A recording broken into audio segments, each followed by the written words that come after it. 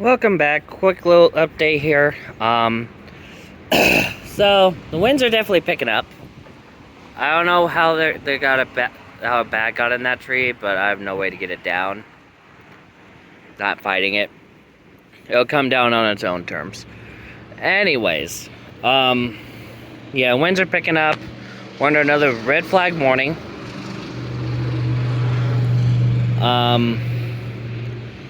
And we're probably going to be put in that pretty much daily through at least Wednesday. We got potential for severe weather tomorrow and Tuesday. Tuesday's the greater threat. So anything happens, I'll stream it, cover it. But yeah, with red flag warnings, with the fact that there's fires down to the south, I'll do an updated video on that after this.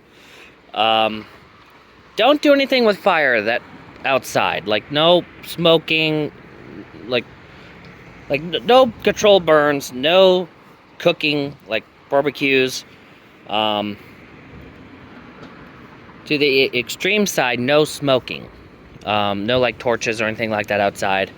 If you need light outside, use flashlights on your phone or whatever, like pretty much everyone does nowadays.